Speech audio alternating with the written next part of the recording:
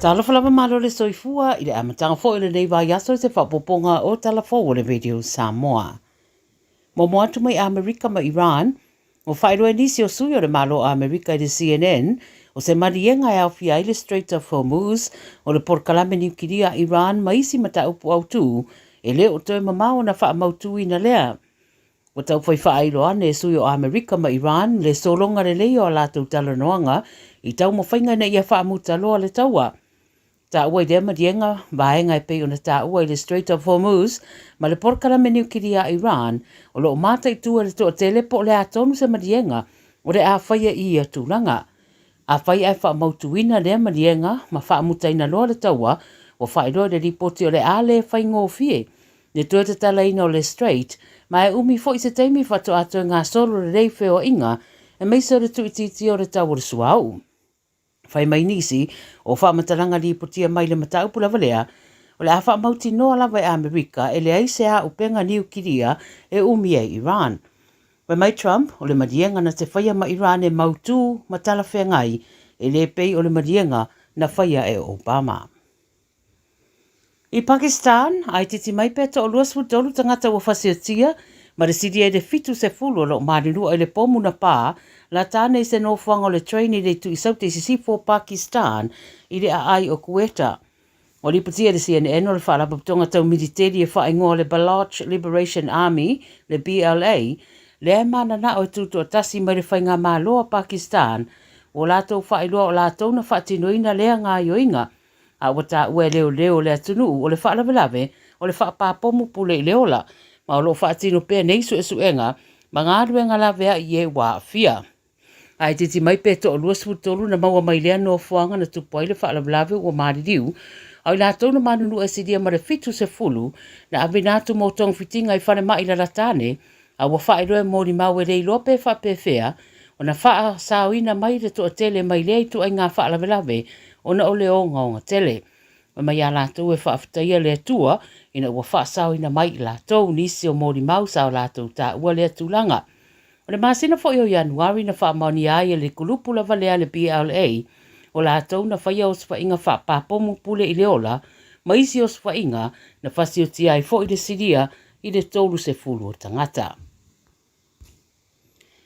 I Rusia ma Ukraine, whaatino seisi o swainga tele a Rusia ia Ukraine i le whaiungo le vaiaso, ma ua liputia le mariri wai o tangata toa wha, ma le toa tele na manurua. Ta ua lipote le BBC e whaitau se lau drones na ta whana inane, whate seima missiles po au penga whana mamao. Ta ua Zelensky, o le ai o Kyiv, na pau iai le mamafa o nei o swainga, a meise wa a fiai ma tangata lau tele. Ele ile vato na whaiai se o swainga a Ukraine a Lucia, a ena te ena Ukraine whamtalanga Lucia e whapea, o ia o swainga na a fiai ma se whale o tamiti a onga, na mariri waida to o lua sutasi. Ua whaaleo le lefia fia o taitai o Europa i o sa whainga a Lucia, a maise o lato whaonga ane o le tuai ngā upenga whana mamao, le Oreshnik missile o se a upenga e whainga tā o na whana ilalo, ma e malo si tele. I au se talia, luasu riva tausanga o se riwa mōria, ina ua wheta ua ina lo na whaalala ane o se whana i tangata, o loo whaatali mo le train i se vaenga o Sini. Whai maida Nine News na ia whaalala le whana i tangata i Lidcombe, a o le i oso i rungo le train i anga i Bankstown i le whai ungo le vaiaso. Na pu e leo leo i Bankstown lava, ma mawai, e leo leo le upenga e peo na ripotia, ma mōri ai lava. Na ave fo i mo se siaki o le mawhau ma o te ena le tala i tua, au le soto tula iai, i luma o le whaamsinonga whaaloto i whale. Tala muri me le Pasifika, ta ue li pote le Radio New Zealand, le lapata i mai o Australia i tai o le Pasifika, wa mana o mio no lātou sauni uni mo se tūlanga wha umi, o le mataupo e whaatatau le suau. O le popolenga pe a whai e tau fia leo o mai o wa suau i le Pasifika, wa li pote ai le whaatuina o se Task Force, e au fia i minista o le wa e whafo e whia ngai mara nei mataupo. Ai mai ua sauni fo i atunu o le Pasifika e whaamatu watu sa lātou pepa o whaamatalanga, e wala uina i le whaamuta ia o le taua i Iran, e mai se a whianga wa iai tamau a inga o le larolangi. Wai mai e leo iai le terminase tūranga whaititi o le sapalai o le suau i le Pasifika, o na o le taua, pei tai whai mai le whailau tuse le forum o Baron Waka, e o ngā a whianga e iai pe atu i tia le sapalai. O le wala au la le Pasifika mo se whire mu ma le whaamutaina o le taua i sa sae tututonu, whai mai le whailau tusi whato a whaamatu waloa ia, pe a whai e mariri e uma iai atu nu o le Pasifika. Tala ia le radio Samoa mo lau whaafonga mai le nei fo ia songafua, manuia ngā ruenga o whenga iai.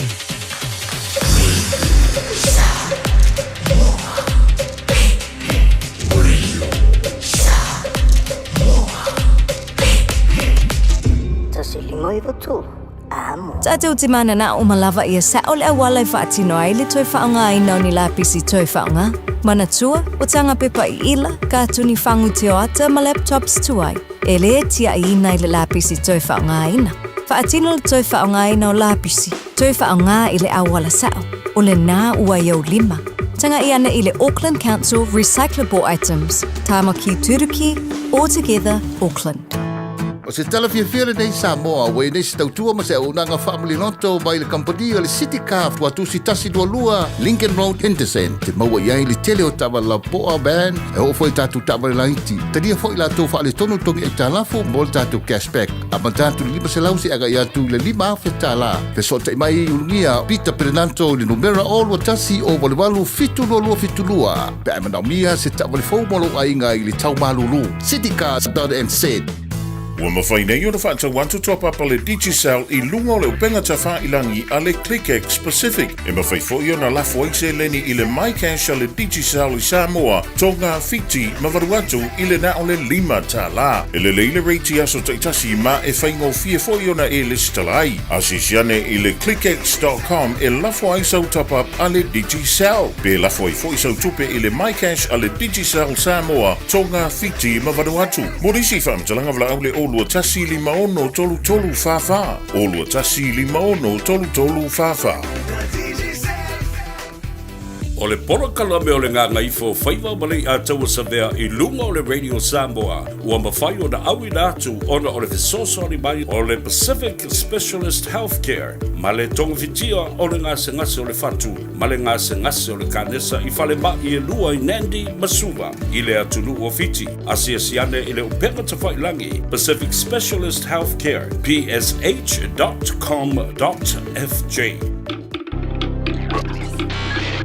Tasi 5 i watolu amo. Radio Samoa. Tele i numba o le atua. O te ofo alofa ma toi whata alofa i le pa ia mawalunga o le atunu. Iona tūlanga maupupue, mau tūlanga whalupe Samoa. Whawhitai i le atua o le fo ua tātou toi lau lua whasila whai. I lona anga le lei, ma lona alofa tau muli pēr i a te oe ma uma i tātou nei.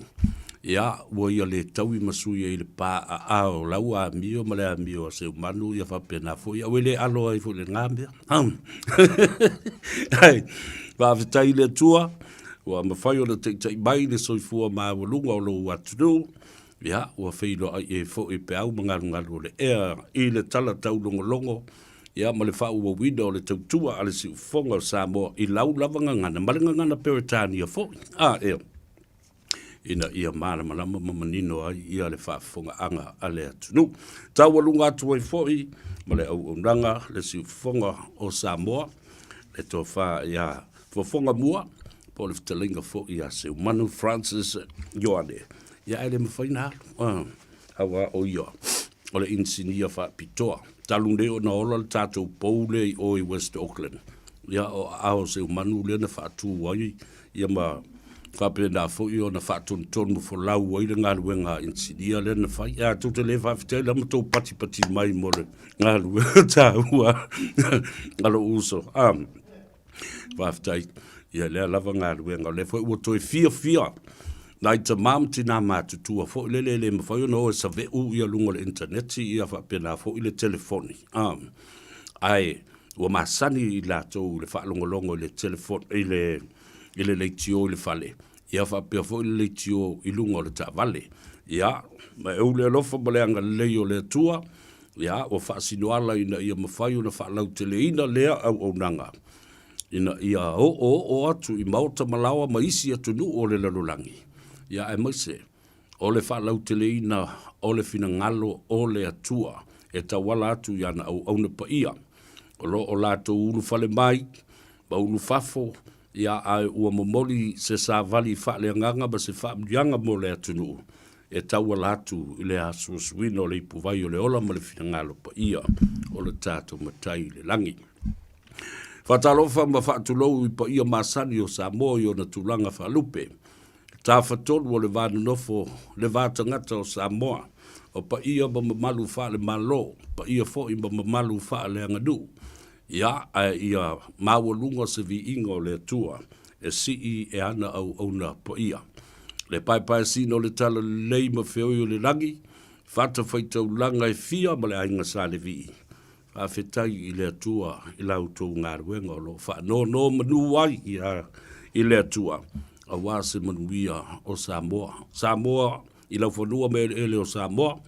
Samoa i atunu i fafo i New Zealand, Australia, Hawaii, Amerika, le atu Asia, i awha pia fo i le atu Europa. O lo no pia i ai o tātou tangata ono o lātou fo i walaunga. I apa o ni whongtotanga.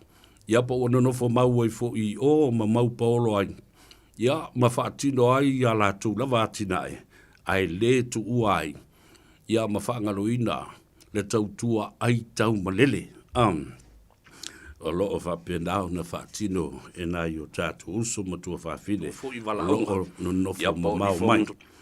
Ia, ona whatalo whala ia lea i nai tamam tina mātutua o lea tunu. E awhi atu lava e le mawhaina alu loa le i atau o savea. Ai awhi atu i outou maota mo outou lawa. Ai sea, e fia o fualofa, ma fia whatalofa, ma fia whawhetai atu. I loutou wanga le lei mo loutou wale lofa mai. E ala i autou tālu sanga. O lo molia i aso uma i le ao ma le pō. Mātou te langona ina le pai mai o nāwha amrianga ma nāwha a mawhanwhananga. Ai mai se o tau mo onga le lei na ia manuia le tautua. A wale whafonga anga Samoa. Ai vi i ai lo tātou tapa au sili langi. Ia, maota malau olo iei tabam tina mātua whatalo whatu. E whale o tangata mātutua, alo le suifu manuia. Maota ngase olo o ta oto i le tō ina ma le oro matua, le tūpulanga talavausa i o lava, i le pepe fau whato a whanau mai, ala e fia whanongolonga mai ale, le soe sa le pepe ma le ngase whai le leo le i ataua. Whatalo whatu fo i a te oile tina fau, ma alo le ono sai na watu SSA ina o lua ma le pepe fau, ia o whaamurianga nā, mai lo tātou matai sili i le langi. Whatalo whai lunga o le api o fōringa, tātou Facebook page, ia ma le tātou YouTube channel. Alo le soifu manuia, whafta iatu i atu tau auso matua whawhine. O le mamalu o le atunu o lo o lātou fia iai, they like it. And they share it, lātou te tuwha. Yeah, and also they comment on it. E whai fo i o lātou whina ngalo tusia, ma au i loa atu ai, le mea le ngai ke o ongo ai. O mea le lei atoa ma mea wha le lei. Ia o lunga i nā. Io he tātou te o mai. Awane i oti tua se langona o stangata. Pe te le lei, pe te leanga, pe te palau vale, ngutu pua apo le alawa le me whai. Pe te ngana vale. Se o mai umai lunga ke le ei kako viewers. Ia na u loa fo i la ia lea wha avasenga tu lou tu ai ngata. A whea le whale pasi ngā whau mai lau pas. Whatalo whapitoa i si o tina. Ia anti tapu i tea, whapefo i le tamamatua i atu i ali i sofa. I nā i le pitanu o Takapuna i North Shore, ma lo le talo whaftai i le tapu inga. Ia me se utou umalawa na i tamam tina matua sa whiro i fo i raso na nafi. Whiaringa e loku eri, ngai loku ko wharsapia, ngai loku wharsao sisi e kalesi o almerna i e teo. A whapeo tulia mai le mātou saudinga ai o utuaia o sau o lau te tau mai i se whale sa mua sisi e kalesi o wawhelo i ina. A whilo i nai lo tualea e lea sisi e se ngafu i amalo o i o le tau whalsa. Ia e mana i fo i le upfolfola i a le e kalesia. Se i e whaalongolongo tasi i fo i. Masui e i lau whaaloko. Po o tutusa i a le whinangalo le tua le mo mori i lea whata whaitauranga ma le whata whaitauranga. O le tā ua le na. Tātou te le whailonga lotuan. O le fale sa lava wa e ulu iai. Ulu iai ma le anganga o le tua ina ia mausa o mea o ngā. I mai le upu fola a le tua. O le whatalofa whapitoa mo i lātou o lo ua to aitau nuu. I lau whanua mai ele o Aotearoa nei, i ai mai se fōi o le teimu mua le nei wa sa ve o koe whapenge, e whalonga mai ma e mata mai ale i atau sa vea. Ia whatalofa i ate oe, ma lau le malanga manuia i lau tau lātou i le taima, le lātou i le ea, le lātou i le ala, wha moe, le a maua se wheloa inga fia. Ia mana i o tau a inga. Nisi fōi o lo malanga mai aso whapitoa, ai maise, o sauninga o pe au wha mawai, sauninga wha le ainga, o toe sauninga, o le tuua o le malo, ma le usui o le whono, ia, mātou te wha malulu watu, mas watu vai malu i puenga. E leo se whina ngalo, po o se loto sa vea, po o se whina ngalo mas tō whai, le nai tūpo ai lava. O le whina ngalo whaito o tasi o Faiva i o le atua, o ia nā te au mai, o ia fo'i nā te toe ave e se atu. Upo le atunu, o le mua e le fuatia, o le tia e le seua, o le tau e velo i le mani noa. O le maa fo'i e tongi whātō tō i le moana, o le tā e le apoia. E le aise tasi e tū mati te e hai i le finangalo le atua e wha i le pula wha i le moto. Ai whata whea pulu i le vaiti.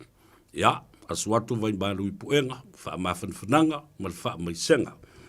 O le atatou wo, e iei le whaatala noanga whaapito le aua uli le nei fo i aso ngafua, ina ua sifurma le ono o minute o leo mo te aile tu live wha, i le nganga ifo Faiva o Samoa, ia maua tu tauna fo i ngā ruenga sa ngā pati ai le tai au, ina ua ngā e maoso mai le nā, ia ai, ma le ifua mai Samoa i whanunga le lei, ma ala wha i fo i ala seu i o tau tiute masani, ia, se ia o mai le teimi le nei. I le manawa o ngā ruenga, ia whaatasi e fōi ma le tu ua o ngā le whanau.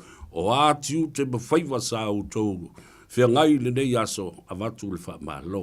Faiva o le ngā tei whale, o faiva o le wate tea, o faiva fōi o le tua vau, ma le tua sivi. Malo le ngā lurue, malo fōi le ono sai. E le ngā te le nā, so o se ngā ruenga. Ave ta vale, ave pasi, ave loli, ave upa, fa pena fo i leo fai awala, malu o le malo, ali imata mai tai, St. John Ambulance, paramedics, ia fa pena fo i la tau o fai a onga, ia o i la tau le au tausi soifua, ali imata mai tai fo mai i maota ngase, ai ale Faiva leo lo fai e loto i fale.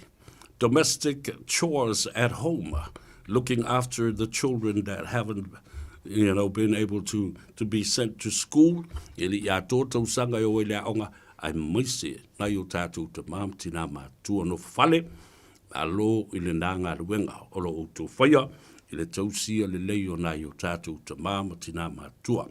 Se teimi o tō whaafonga i le toi whaasalawino le whaatalanoanga le nei ma le sunga a Dr. John Schuster, o ia lea mai le sui o le tātou maftanga, ma le whalapa putonga o le whono i West Auckland, a wā le soifua malolo ina o le tātou atunu. Usi mai o le whaafonga ma le sila mai moa a Samoa. Ia, le nganga whaaloalo i le toi whaatalofa tuai ma le fia tele lau sunga le rifo mai John Schuster ma lo le soifua manuia a fio maia i le palawhalame o le nganga ifo o Faiva. Talofa lava. Alo lava, talofa ma lo le tātou atunu. Usi mai o le whaafonga ma le sila mai moa a Samoa. Ia, teimi, le nganga whaaloalo, ia, whaatalofa tuai ma le fia tele lau sunga le rifo mai John Schuster alole soifua manuia a fio maia i le palawhalame o le nganga ifo o Faiva. Talofa lava. Alo lava, talofa ma lo le tātou atunu. Usi mai o le whaafonga ma le sila mai moa a Samoa. Ia, teimi, le nganga whaaloalo, ia, whaatalofa tuai ma le fia tele lau sunga le rifo mai John Schuster alole soifua manuia a fio maia i le palawhalame o le nganga ifo o Faiva. Talofa lava. Alo lava, talofa ma lo le tātou atunu. Usi mai o le whaafonga ma le sila mai moa a Samoa. Ya, le nganga whaaloalo, ia, mara talofa atu ai ma le fia tele lau sunga ni mai John Schuster, malole soifu maria, afio mai ele mana kalame, nganga ifo o fai. Alofa atu ai ma le fia tele lau sunga le lifo mai John Schuster, malole soifu maria, afio mai ele por kalame, o le nganga ifo o Faiva. Talofa lava. Alofa lava, malo soifua. So kali ataua ma te po ide papo anga sa te atu le ni tu la o aso. Ya, malo fa te ya tu mole au nanga o lo fa tino o wale soifu malolo ina o tatu o tunu. Wa mai lau sunga le rifo mai. Ea, manuia la pa tai, grata, songa, ya ataua. Malo. Wa leva ona faiole au nanga ile i tu o le soifu malolo ina o le veo se fo mai. Ia la vali nei le tau sanga ia taluna ia me ko nei sulanga io sa mata mai lava fale mai paso solo ai mai se ngene plani ia mai lo lai nei tau sanga i mai lo se mai fulai tatu connect i namtaina mai i mangele le lavo o mai nei i te tatou service le fono se i sau noa lau sunga li mai Dr. Schuster e winga i le autu moni lava o le whaamalu le o le fono i au kilani i sifo o le alo na whawai o le alo na tūlanga tā ua tele e tawai o na silafia i le atunuu ia le au nanga fo ia le fono out west. Yeah, also that's a fono organization. So it's far large so the fono tele po I au nanga ese no faina o na toi tato tangata Pasifika. Ba tikri tato ai nga Pasifika. Mama uli ya mata mai lawe tulanga tu tau so fu maloloina e foi tato la I tu metau tato social workers pena po isi la tol au vai no smoke free services pa pe po I lo pa wa pe ia so ani nai tato ai na po ia mise ne de lo lungo tau so ko e foi tato service lo va pero so na tu tato ai nga ia la le pa ngo to o food parcels so ani so I vai ngo paketi te lafta o nanga e se ro patena na ia no it o si la kia te tatu mamal tatu tunu malo alo wingo vai ngo fo le o le ia le la tu au nanga fo le me le gambling addiction ia fa pena fo mental health illness issues ma me fa pena o lalo fono le sa we fo le o nanga le just esa le la vai tatu la il fono le io penso so di tu la ngale o I pese la o le io mental health services mai I vai ngor fale mai ro ba pena ye tatu specialist o ba pena sexy mai tatu clinics malo fa avele nei avano wa o te loa o leva ona ia le fa vai o le fono out west ia molona fa malu nei o lo tao fa ia le tele social services a misel of for ile so for maloloina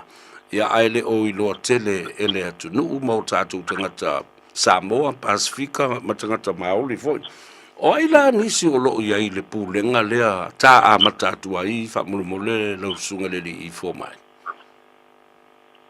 ia o pole ta yulu tato CEO David Funaki tato organization il fono pada se ima si perio semi o la si CEO tato clinical director lo ye temio Dr. Maria Funaki all right but I understand all the trust telefono ya tofu lava actually for lo representing ile via the board o I tato fono trust malo fa tili lava all the time was just trying to establish a background o fo lele o le tatou fono ina i loa i e tā ua tele le wha malu lea mo le soifua malolo ina a o le fo lo o tō ngā lue ai au tō sunga e li mta mai tai fo mai tātala noa i le mata upu tā ua la valanga e sau le meo le tau malulu ma mai le ngase leo le fulu o le au tū leo le tātala noa ngai le whiawhinei I pe sa lava ia o le ta upu to ina mai va pe ta so da so ia se tātala noa la ia ungo le fo ngase wai le fo mo le va tele tau sanga ai te me alu ai ma tua i onga lava unga o le wha mai le o le fulu ai ana o le wha pea o le tale o le tafe o le isu o le ti ngā o mata ia ma isi mea fo lele o le ti ngā o le tino ai le loa e iai a unga a le mawhai o na tong fitia e o atu inisi tūlanga whainga tā mo le anga i luma e sa o le nei lava i o e pila mana e ta ua i o e amata lava isi o le wha vela velo lo so le Faiva o le wha amali e amata po ia se vai atu lava po le tapo loka po le isu amata i o nisi po ua amata tau tale te le lale mātu o le tahi i tau a fie ko le mana mo tau sela atu ia la ngona po o le vai o le tino po ti ngā o so o ngā ma maso le tino io so e se lava ia tangata maunga e isi pena taitasi lua ia unga se maratou e foi nisi se vai atu lava e no le Faiva lava e se vai maratou io ale lava ua mo ina le vai basi o fu malo ta wotele ile fa fonga mai fo ile tatu atunu ile au lindei o ai la te tau ona failo na tui pui o le fulu e ai nei tau sanga fa tapu laa o tangata e te tau ai ona fatino pe so tangata lava e ono mea maanga va e faile tui ya sa ni me lava e nga va uma tui pulu e ia ai nga ko e papito mo e ono mo e na fai fu le tui o fulu po tatou o groups la ia o tangata ia most vulnerable which if tau wai na fai ngo tui fulu wa la val pui nga wa apia e a fiela to le fulu e fai singa tu nga fo o ia unga o na afia ya o fulu io e patita ingala o io famalosia ele o famalosia pa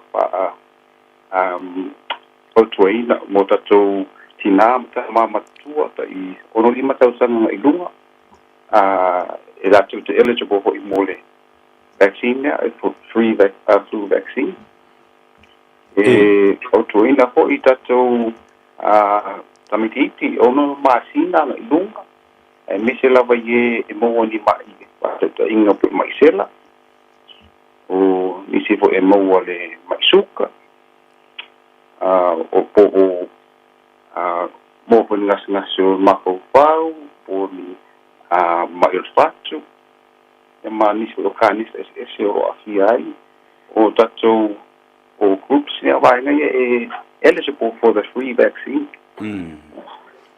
ai io e o lo fa solo fo ia faingo tui tele tato company tele tanga venga fo i awala vale tama fai ole pui ngala be fai titi ale pe peshe fu malo fa tele lava ile fa fonga ba ile tudu a fai fato a ki mai lau le tio ia malunga fo i ole tato Facebook page ia ma le tato YouTube channel ia ola malo le sunga ya Dr. John Schuster mai le tato fono out west ia o lo mafa so le tulanga le tau tele le fai o le tui pui mo le ngase le fulu e te tali tonu mo lo fa tuanga lo sunga le fo mai Dr. Schuster e saunga le mu o tatu tangata pe a fatino le tui saunga le mu tui to telo tatu tangata no e to lai ti lo sina pasene ona I tangata po I no I ai ni reactions for I tui. I le la tūlanga o te pautua ina ia so mai lo fo mai ina ia confirm le ia mese na yeni reaction I tui ona tuanai. Tui pui, tui o COVID, ba pena ke se reaction I tui te na lavona ona whamautu we ma confirm mai lo fo mai. E tarwhea ngai mō e tui e fu. Ma lo vaf te tele lava. O fea e mawhai o nā wanoa ia le tui le mawhai o na whai ai pe o e ni no whaanga whaapito e anga I e o tātou tangata. Ia o tele lavo o clinics lavo roll out ai le tui e fulu nā matai na mai laso umo a perita. E pai po I tatou wharetala vai.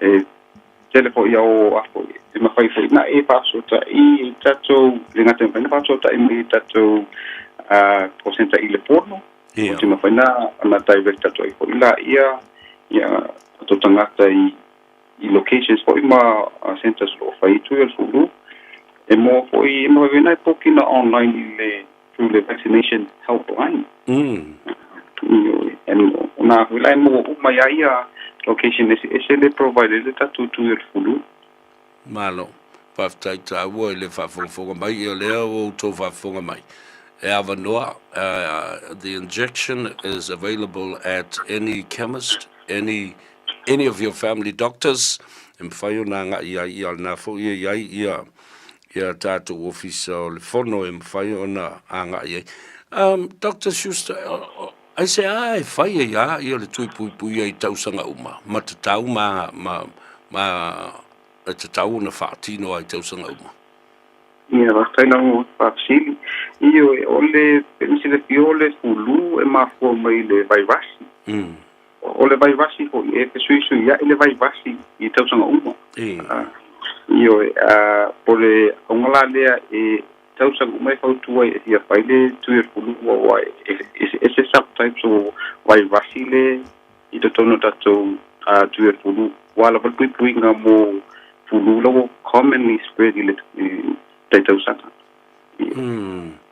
Ole no winga ole vairasi po le virus lea ese lo na malo si anga e o tu lista usanga wa pe wa malo si le atu. Saule nei na you evolve le virus le ngata ko idea ia se latu ole lava ole e malanga I mai o tatou tangata ko I mai atu mamau ia e po I fo e ese ia subtype le ia via ia ola nisi awala fo le mfai le fautu ai nai ia le tatou tunu o tapena pena ia e tali e tuai fo I swing o le tau la tauia a wai sa wale tau malulu ia ma mai ona mai e fo I virusi e tata I le teimi o le sama ma le tau mawhanawhana ma so se teimi lava e o lava fo I le teimi le le tau tutongo ma le taulo o lau o la au le tau tatupu ia a le ala sa ufa utuanga le tatou tunu e tapena pena atu ai I le teimi o le tau malulu ia sa le lava ioi pautuanga ia Nesor or mawhanawhana lawa tatou maota malawa iyo or pautuina po ole waino tatou lava mawhanawhana apia ko le toanga lava o le tatafio au ai mise ele na seno tau mafa apa apia foi ai eini haunga o fulu o whenga I ma tausonga pautua lava ina ia au lole fale pupuinga lava ma pautua au nei so ngā ratu I vaenga tumutumu wai tato leo loma pate tainga apa apia po I se betu o tale ia paunga o so taliponga ia wapu tale po ilo tuli ma se betu o au o le paikitia la o le pepese to tato o le vai vasilo malo whaafteitele lava Loro tātai mea leo ua kawa uma ia pūwhango tahola o au whesiri matulanga whapena samana o mia tau aiona e whaamāmula maina fo ia wale whaafonga ma ale tātou atunuu ma mālama lama le leia I mata upu e winga le ngase o le fulu le mba sani na mo le te mi le tau malulu o te momoli atu le nga whaftai a me se foi le pulenga a le tātou whamalu o le fono au ki lani e sifo ia ona wa ele to fa e au mai ai lea so ani mo le tātou o tunu uma whaongaina foi ia le si fongo Samoa e whaalawi loa ai ia lea foi mata upu tāwo tele e patino i le soifua maloloina o le tātou tunu. E ei se telefonu e mawhai o na whawsota i tuai i le fono po o nisi fwoi o la e mawhai o na nga i ei le tātou tunu. Ia e tātou numero lea o le o paru se lau tolu ono whaavani. So le o paru se lau tolu ono whaavani. O le tātou generic number lava le na kai tātou tai mai ai tātou kōseta na kai la ina direct tātou la ia wala se pa pesili se au nanga o tātou fono e na so ania tuai malo whafteitiri sau no whaalalu i lau sunga le li fomai Dr. John Schuster mai le tātou whamalu o le fono ia malona ofisa i le tūlangi i sifo o le telefoni e mawhai o na wala awai ia mo so ani le soifua maloloina e mai se lava foi o tui pui a mole ngase o le fulu o le tau malulu o valuselau tolu ono whavalu o valuselau tolu ono whavalu ia saudoanga muri mai lausunga le nifo mai tātau bawai ai nei a fiafi ia whaktaina mai lausunga le ia taua mo taimi pa mai po ia e mo le tulawa le tai mo la no fo tu ina mai ai manuia tu la va sa usanga to no lo ha mai manuia ya o forma de ne ya ia fafti tele lo sunga le fo mai tato felo i pea fa manuia le tua i o Faiva alo filima o lo o tautu i nai le tato tu soifua ma ia manuia tai soifua la sunga ia le fa fonga le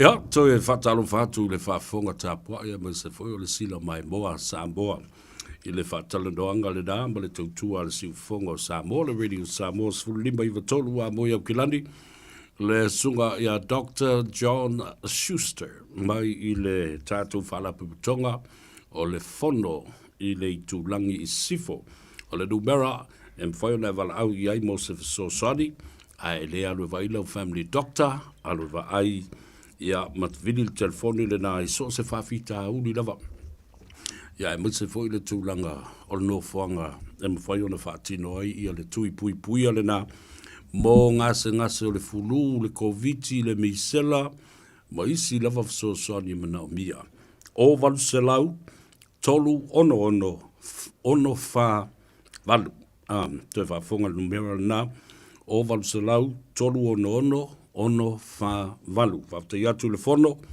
i aukilani i sifo ia mo le tau longo pea ia ma wha au ngā hai ia le lātou soani mo le soifua maloloina i le ngata o tangata Samoa e me se fwere Pasifika ma tangata Maori patalo fatu le te mamatua au mua ave ia whapea fwoi le tina ia au auna ia ma le whanau ma le ainga ia e mese le tōtele o paanga le atau sa vea o ta mamtina mātutua o le atunu whapea nā fwoi i le tātou au savali a Samoa le au whaimo wawai atu o lo anga i ane pea le tōtele e sāvavali ia ese le lei o le nā mea wata le savali no le tele o tūtuangia ia ai mafau ma mafuta atu lava ia te utou no wawai atu o sāvavali le tina ia Miriamba ia ma le tina ia Malenga ia whapea fwoi ia le tamamatua ia seu manu whawhitai o lo wha wau pea le nā wha moe mo wai le maros ma wai fo i le paanga i talanoa i ai ma whaasoa i ai ma wai fo i ma le avanoa e o ese ma i ai ma maota malawa ma nawa i a sina ea felesi fo i lea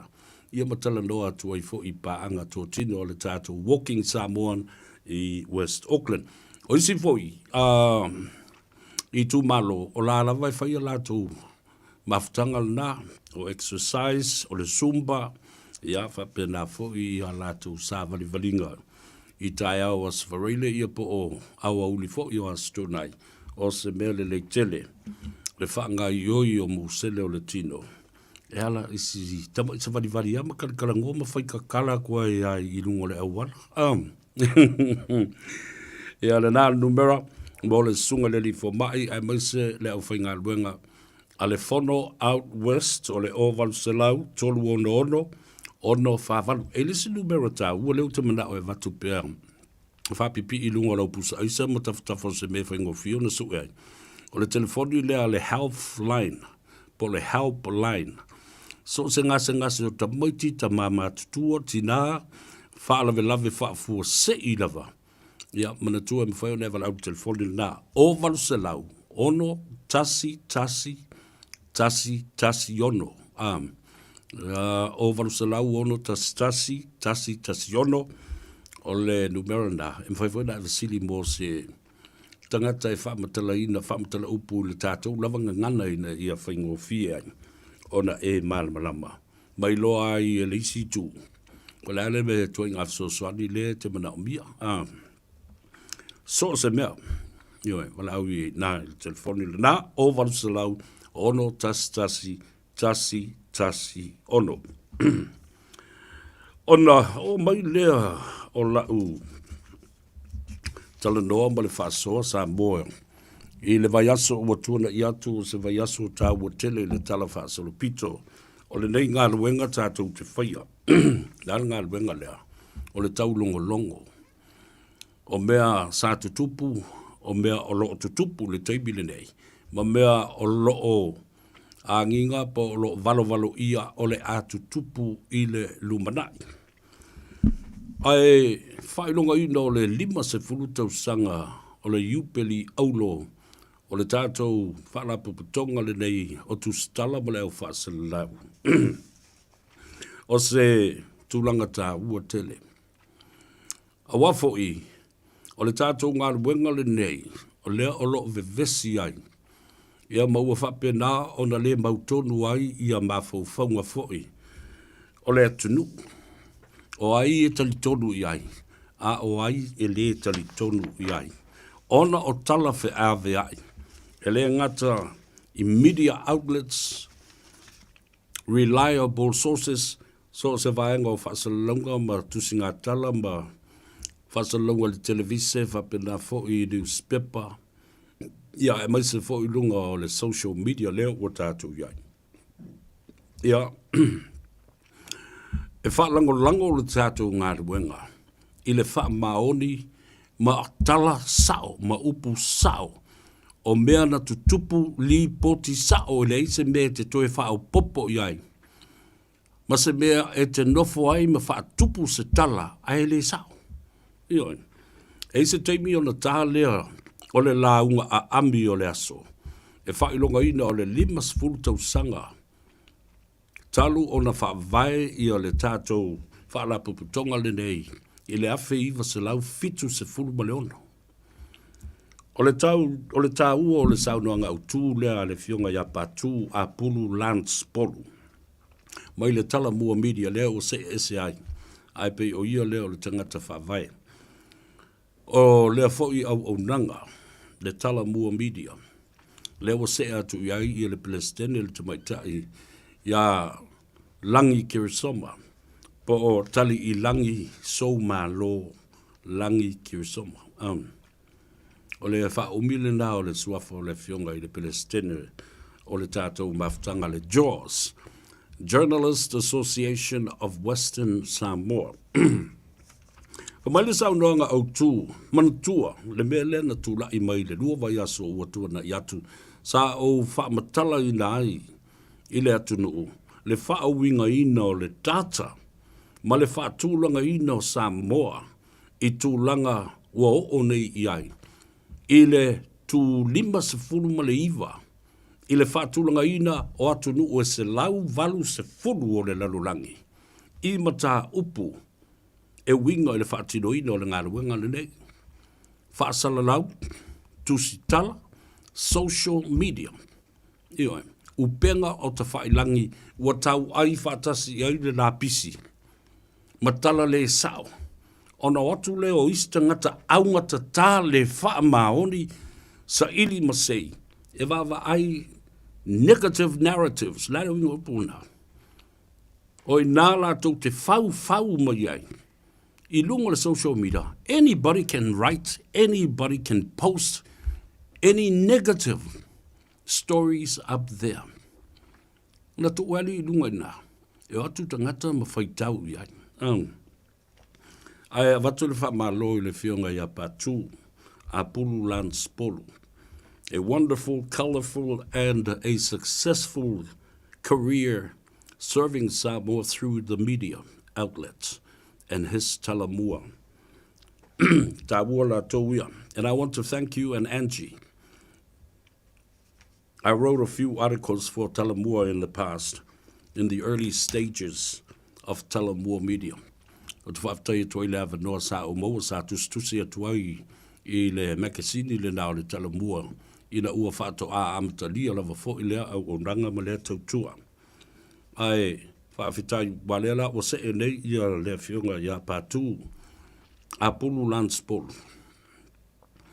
E avea o se faufautua whapitoa, a policy advisor to the government, the new government at this point.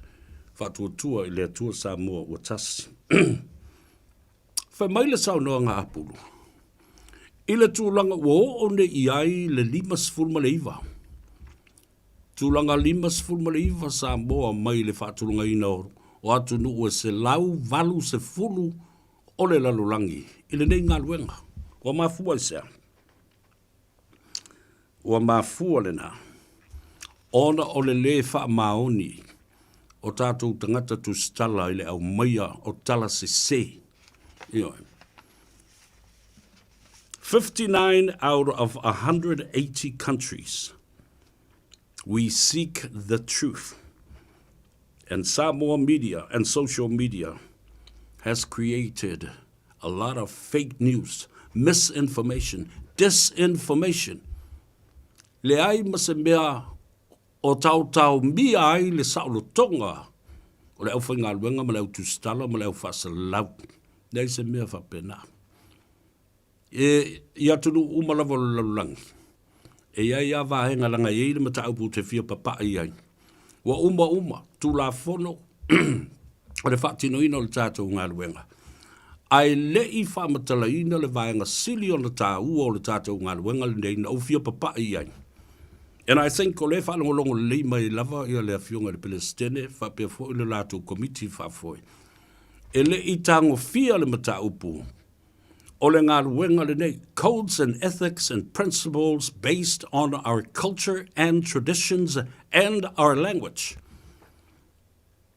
Na papa I te isi ai ia le saudoa ngā seu fata whaalongo pito. I le tā ua tele o le tātou ngana. Ai o le mata upu na o fia papa I ai, o le tātou vānu nofo. E le mawhai o na ave sea, ma tai tusi na e lua I tono ngā luenga lea. E mafua I sea. Leanga o le vānu nofo, o le vi a o le vā. Vānu nofo, o le vāta puia, le vāta ngata. E whaatino ai le tātou ngā luenga le nei le ava fata. I le tele o tala pepelo ma tala se e tustusia ma lipotia. Aia. E o I ai masati ai le vānu nofo. Peila o le winga leo lau tala. Whātai ta inga le lei. Lea nā fio tuai le pāle mia ma fo I atu malona whale tua. Se ia mapu I lona a inga. I le maota ma le lawa. A o lea lava e o so whai. Ma so sofa atu e lau tu stala ma lau whasala lau. I le taimi le tala whea ngai o vai le pāle mia. Fia maua se malo longa. Whea lau I ai le vānu nofo le nā. Whea avata I ai. Te tau ai o na whaaloalo I le whionga le li pāle mia. Fia maua si na malo longa. O le nofuanga leo wanga I ai. It's a private space. Private home. Private property. Aia. Ai so sofa tua. O mai I ai leo. mai la tau o skulati. Whaamari atu le au tustala. O, toi foi mai tai au se foi se malolonga le fionga le lipara. Mena e tau le ava. Mena e tau le mafau fau wa sopo loa. Ile tua oie te tau o nang ngata ai mea ia. Ile ava nea le tātou sao le tonga wha le tustala. Tātou te so sofa ile vāna nofo leo le atunu. Ile ava whata ma le vāta puia. Whalongo le mai. Ioe, langa mantua, leo umana avatu la unui. E te tau o na toe tanga ima toe sila. Langa o au fo i o le swift. Sao fai sao whanga le stala i tono o le tātou maftanga mo le tele o nei tau sama. E au ngafo i la le leo, o se ali whasa lau, ma le tu stala si nia i le tele o tau sanga. Le la fast food tau sanga, whaile ngā luenga. In fact, o vatu le fast food tau sanga. Ioi. E te tau ai o nā mana ia. Ia mai nā o a wina ma whau mai e le ngā luenga le nei. Nāna sau no le lea i ai seu whata whaalongo pito. O le tātou watu nuu o ta ngata whaamniaina. Any Samoan can report a story and write a story. Ai ai le tūlanga tā ua o le aoa o ina, maanga waa, maaloa ia ai le whatino ina o le tātou ngā ruenga. O ma tā upu umala ia lea sa talano ina le pōlea. E au fi ai ma le launga au tū, ma le sa vali mo mori o le fionga ia pātū, a pulu lans polu. Na tā ua mai la le vanga lea. The codes and ethics and the principles of our job and our work. We what? We seek the truth. But culture and traditions was not addressed properly on the night. E la leo te vatua nei. A whai e tā ua le tū ma le anga i whanua, a le atunu ule nei o Samoa. Tau fo i la, o nā mana ia le tātunga ngana, le tū ma le anga whaaloalo. I le vānu nofo mō tātou te tai. E wai whai i le tala fo le palangi le, ma le tala palangi. What part of no don't you understand? O man tali me palamia, yes, you come tomorrow. I'm tired. I've just flown in from New Zealand. And I'm not. Ele I lava lau malolong. Ka mule a fio mai tae. Le ala li si vai ngo le upu le ai fa mole. Si iau ria hata iau. Tātou sa ili malo. Si ale tau mawhai atuan. Aua nei a vea le tātou ngā luenga. Ma le tātou tautua. Ina nei tatai tātou e Taipei. O isi media ia I whafua palangi e tau. O meo paparazzi. Ioi. Ele ai se ava ma se whaaloalo. Pe ai lungo le pau pe mauru I lalo le pā. Pe toi titi tau oti ai se tu stala ma se tangata poe ata. Ele kea iai. Pe tau fia foi ma sai ma loka I leo. Ele kea iai. O lae o mai e whao ngā mai le lato wai a tau ma le sao le tonga o ni tangata tu stala. Le leile nai I palangi. A o Samoa e eila na tū ma le anga, ma le ava, fata, ma le anga I whanua. Ea, ne lana na e tau na avatu, e whaalongolongo I ai I la tau nei. Ai mai se foi. Ona, whaatulo watu le newspaper e sidi o na tā ua. Lana ngā luenga ma lana tautua au tūlai mai le fionga a ngato I tele. Sano Savea, Sano Malifa. Malifalitua I amri anga tele Jean. No ngā lua I pea, le tele o pā anga tōtino le I atau Savea. Le fionga, le sunga I atu isa mau fata, mau lolo Wellington e Malifa. Whapena fo I sa avea fo I le fionga I le ulua le ali I loia sinia. Senior constitutional lawyer. Le ulua I ali tasi Malifa. Whai uma o lātou contributions I le pepa lea. Ai wāne. Ia leo te tau mawawatu pu te le lopo ua whaatau ese atu le newspaper po le a. Au te le mana o whai se tala fo le e na o tala o le au mai. Pei ai fōlinga mai. Ua iai se mea whape na ua tūlai mai. Ma o lea la. O te le mau te nopa ua whaatau ese inatu. Mai a ao. O le fionga ia Savea Sano Malifa, ma le whalitua a muri anga tele. fua i le iai o seisi tangata ese. Se li intia o te le whailonga langu ma whailonga tangata ai. Tangata la nei, lea la tau te le malama i le tū maleanga i whanua Samoa. Lea lai, ona white nai o la tau mawhawhonga, ma le whaatino ino o la tau ngaluenga. Ma le fionga le li i pānemia. Ala tātou wola, se i whai ia le whina ngalo o le launga au tūlea. We seek the truth. Upu ia mai le whonga o le fionga ia pātū. And Samoa media and social media, fake news, not reporting the truth. The misinformation, the disinformation, nothing to do with the suppression of the freedom of the press in Samoa. De ai ma se meo se pito filo e tautau o ne ai le mea le nā. O le tau fia o le saulotonga o Samoa. O le autu stala mo le au whaasalalau. Wa lai o na tātou wo o i le tūlanga lon 5 ma fua se a o le ala lea. Asil sila iai. Whamaili fasili. Our basic freedoms here in Samoa, has it stopped us from access to Facebook and other social media platforms? O iai se tūlanga o ro tau fiofia ma tau mia ai le saulotonga o Samoa. E ma whai ai o na aapatu e whaonga le Facebook, aapatu e whaonga le YouTube, maisi Instagram, SpaceX, maisi fola, maolulunga o le social media po upenga te whailangi. Has it stopped us? Fasili umaena mai launga lea. Has it stopped us from expressing ourselves and our freedom? Our people, what our fia I tato? What our fia I tato we whailanga wenga lea? Are our people's movement around the country freely? Pe what our fia fu tato? O le whengasolo ai the freedom to move and to gather. Le saulotonga tātou te whetalolo ai, e oi whailinga ruenga, ma li poti mai mea lo tutupu.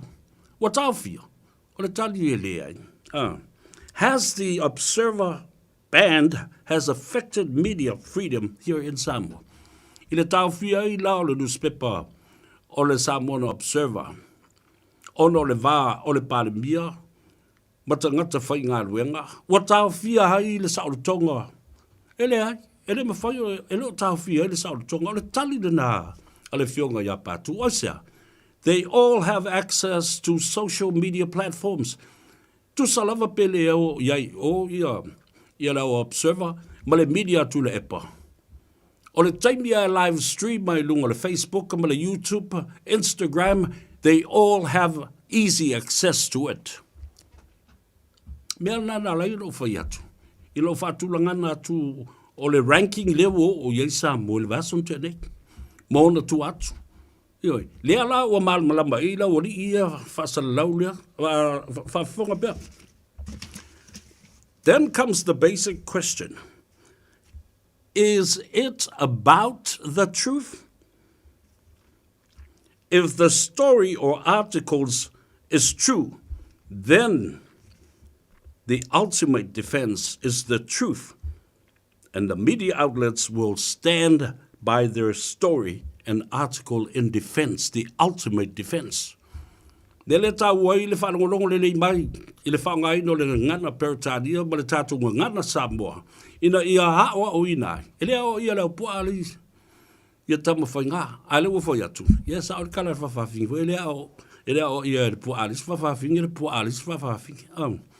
Ai ona e mafua le whewaiwai a i o le atunu. Ona o le se seo mea tau te lipotia.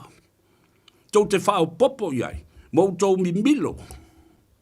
Ona sau atoa lea o le winga o le tala na whai. Ua se atoa. E te tau o le tātou whai tete le mea le nā. Lipoti mea sao o tupu. Ioi, aisea, e le tau o le mea le nā, ma le a inga e whaso tai.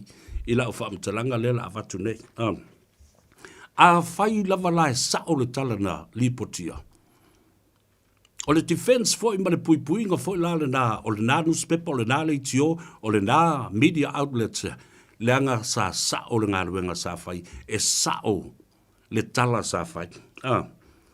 But if the story is wrong and incorrect, whafongai, ai a whaila, e se le tala na tusi. Na mafua e se ana se le tala na tusi. There is an intention and an agenda there. E le mafua anga wa nofo, i ngata wha o popo ona mafua fonga I mi milo ai mawha se le tala factually. Silsila le mata upule nei. O aso nei, sao noanga le fionga ya patu. Nowadays, news is now on the digital platform and are online forever. And many people have access to it. Aso nei, le teknolosi fau wa yai nei. Wa tele ina alu ia tala matustusinga online. Ona no nofo I ala o tala ia. Mawhapena o nā ngai ei tangata I whaitau ai. Wale mawhai o nā ave sea tala nā. O le whaitau ina lai tangata o tala nei, e iai ma tangata hata mamai, e whaia mea ta o researchers, e whaia lato research I to tonu o tala iwa tūsia nei I lunga o upenga ta whailangi. Uma na whaile research, toi whaile comparison, whaile whaatustusanga, ile amatanga o le tala na whai mua mai o. E o mai I ua pi o pā le tala, aisea, mi milo le tangata le tala, ua le sao ai le tala, ma ua le mautonu ai tangata o whe e le tala sao. Au le whai maili sia wali I le ea ma. Whafonga le iai. So, when these people read these incorrect stories and the narrative, incorrect information that readers and researchers find, and in comparison, if those incorrect information has landed Samoa on this ranking, tala se umal na malipi o pa, o fake news, misinformation, disinformation, wa lai on a toso ta mamatua whaatata, mamata ngā le tūlanga o Iei Samoa, ile lalulangi atoa, o le se lau valus fulu o atunu o le lalulangi. 59 out of 180 countries. So be careful with fake news and also misinformation and disinformation. Tātou tuo, tātou fo I mai. Whaawauta mai a tātou telefou ia.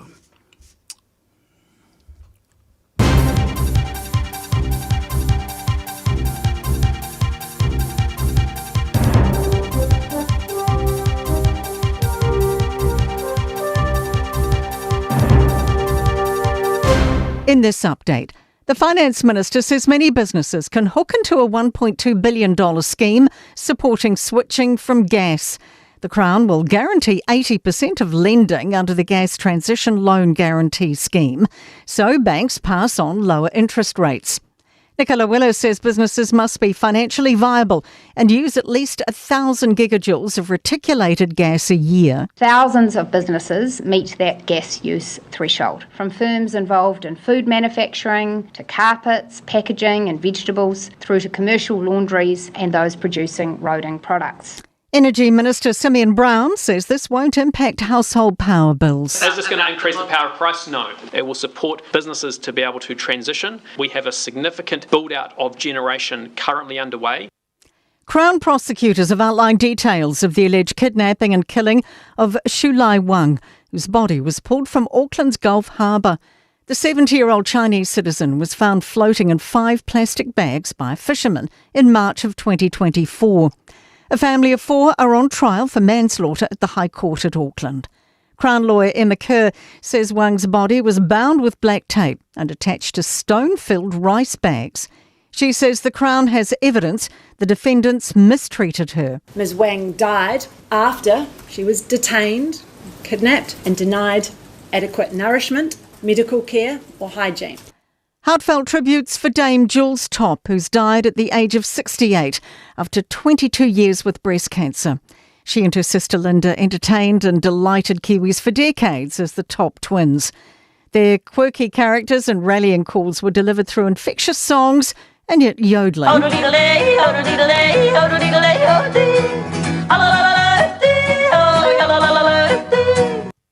Waikato District Mayor Axel Beck says Jules uniquely represented the country lifestyle. With that Huntley background, the rural background, very, very authentic and genuine. She was authentically of us and we loved her for it. That's news. In sport, the Warriors believe Eden Park is the perfect venue for their Anzac Day fixture after 2 years away. After the match returned to New Zealand in 2024 at Mount Smart, the Warriors have since taken the Anzac fixture to Christchurch last year and Wellington last month. Rain has brought an early end to an emotional NASCAR race in Charlotte in the US. Daniel Suarez has claimed the race after officials pulled the pin with 27 laps to go as heavy rain made conditions too dangerous. Two surfing world champions have savoured victories at the New Zealand Pro in Raglan. Five-time world champ Carissa Moore claimed the women's final. 2019 world champ Italo Ferreira won the men's. That is sport. I'm Raylene Ramsey. Tasilima I Watolu Amo Radio Samoa. Ia, toi whatalufa fo I te oe malau mai moanga mau tāwhaonga fo I lungo le tātou apia fo ringa maise le tātou Facebook page, le YouTube channel. Ia malasi ufongo Samoa tasilima I Watolu Amo I Aukilani New Zealand Day. Lona ofisa au tui manukau. Whatalufa whapitoa lava. I le manawa o ngā luenga ma le ngā Gagaifo Faiva. O le atunu pele I Samoa. I lunga o le isi o tātou wala leo. O le whamo tasi o ono tesi ma le tasi. FM 106.1. Ia, alo le soifo manuia. Ma alo fo le ngā lulua I le nei aso. Tātou tuli matai le o toe mamau. Ia, ai tu lau ele fo I le sa fulau o Samoa. I le nawa yaso o lumanai. E mate tu inai. Ia le tulanga o le alo atu o Samoa. I le whamna tuino le ono sfuma le wha tau sanga o le matua o lon tuto o tasi. Whapena fo I le matua o lana kemukalasi. O na o mai leo la tala noa. I le isi paenga o le saunoanga le fionga. I le sa ave fo I mapelestene I le tele o tau sanga. Le fionga ia patu a puru lance polu. Oisi nei o mata upu tā ua tele. O le toe whao whina mai I tonu o le mata upu le ma le tulafono, the libel law that was reinstated in 2017 should be removed. Ioe, o le tulafono le na au mai o lea ua seiseitia ai le au tustala ma le au whasalau na au mai e tu le epa I tonu ina ua tele tala tangata e whai a te ia. Ma whai tionga tangata na whai I ate. E lea na whai ina ai nei. I le pae inga lona sfuru mal fitu. A le pāle mene. Na au mai ai I le malusi anga le na e tula epa. Au mai wha pango tā. King whai popo. Matala paunga. La lava e o ma le teimi leo lo loka I lava I Samoa. O le mea la le na e tau o le tau fio fia. O le sao lo tonga. E le ngata I le autu stala. Main media outlets out with whapena I phone. Ia I lato o lo whaia lato private podcast. Ia pole whaunga ina o le upenga ta whailangi whaia ia lato. O se tasi la le nei o tula whano e te tau o nā vese.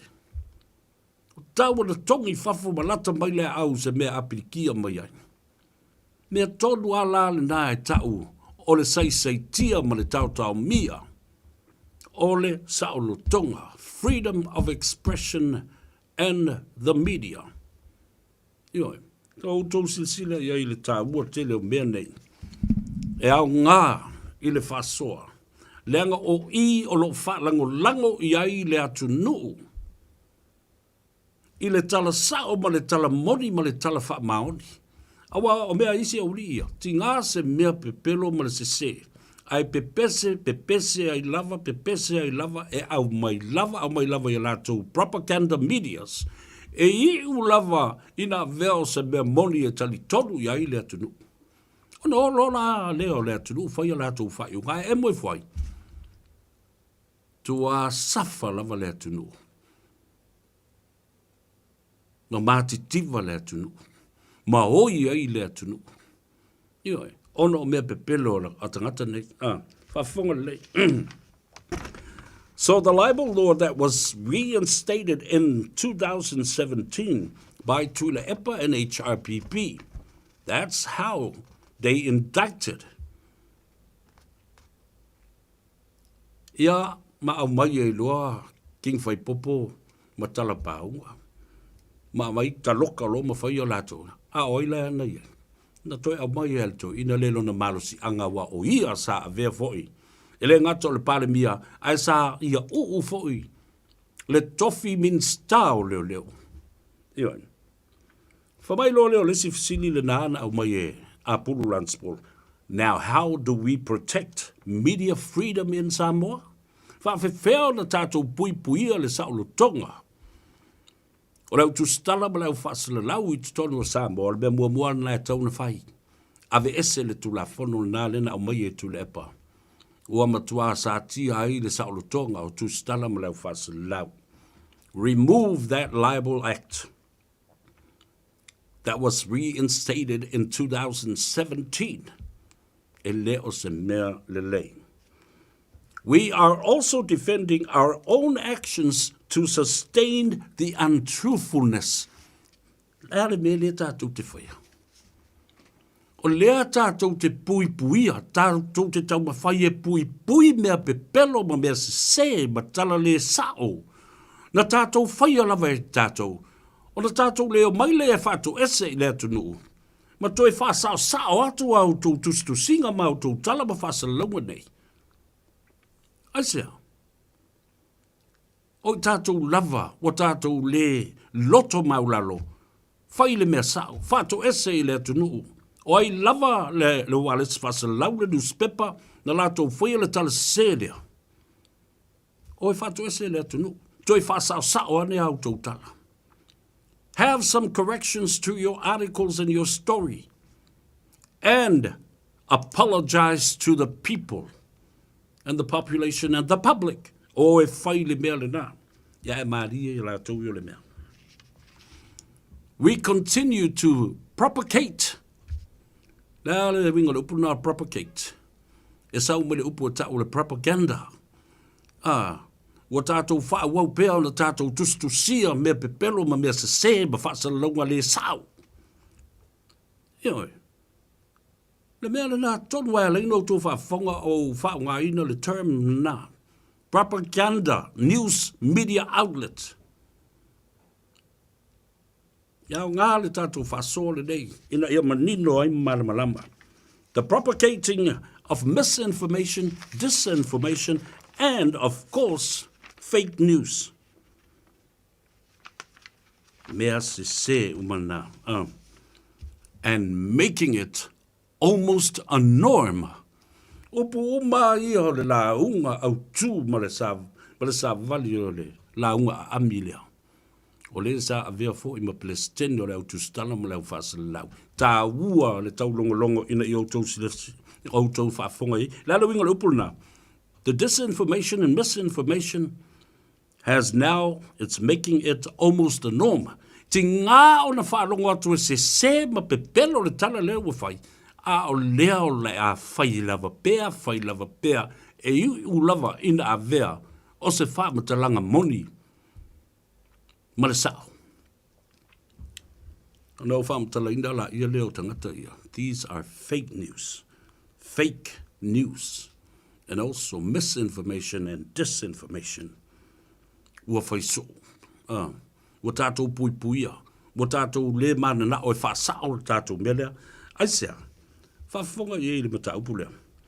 If a media outlet keeps on apologizing to the public, individuals, organizations, or even the government, and making corrections to their stories and articles all the time, a whaila. Wau tau tusi tala pepelo ma tala se I teimi uma ma wha wau pēo nau tau whātou ese I le atunu, whātou ese I le malo, whātou ese I whalapu pitonga, whātou ese I tangata tei tō tasi. La tau te leua mai o le asu o tau. That action affects the credibility and the trustworthy of any media outlet, newspaper, television, radio, and the social media too. It will result in the subscribers pulling out. Tangata umana fia whalongolongo ma fia whaitauai. Ai ua whaiso o le mea lea o le whaato ese. Whaasao mai, whaamalulu atu leo to es. Whaasao atu le lipoti o le tala lea ma le mata upu lea. Ua iloa i e tangata ina, i le whaiso o le mea. Al whanavlev, o le to e whaato ese. Mumusu. Mumusu e whaasao o le mea se. Ai a whaiso o le mea lea. O le whātua se so o se media outlet, po o se newspaper, po o se televisi, po o se leitio. Ma tau toi whāsao mai. O i nā ua le o tō iai se trustworthy. I le nā newspaper, ua le ai se whātutuanga.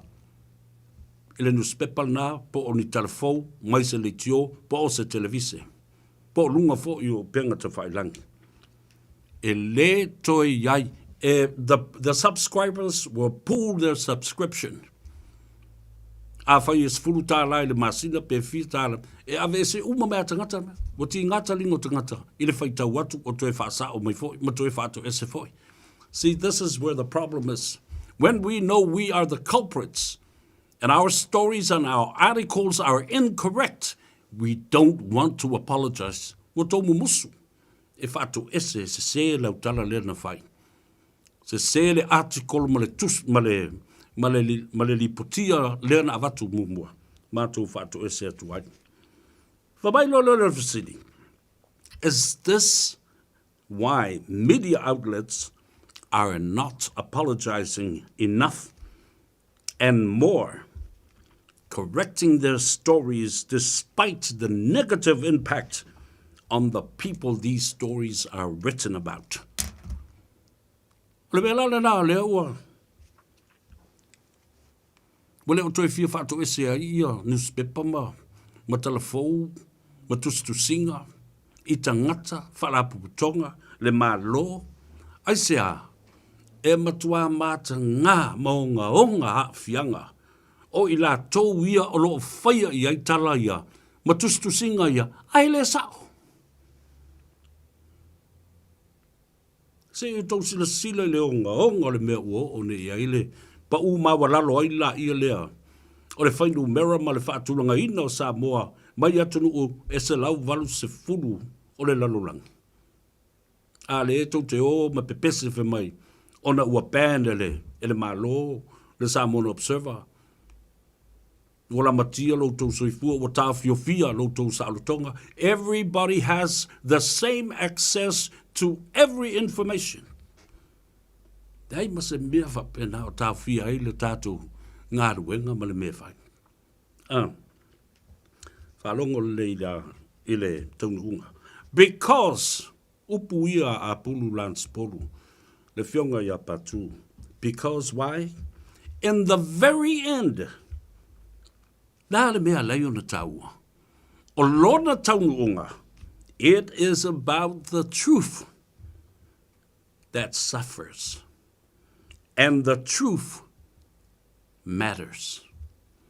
Asia.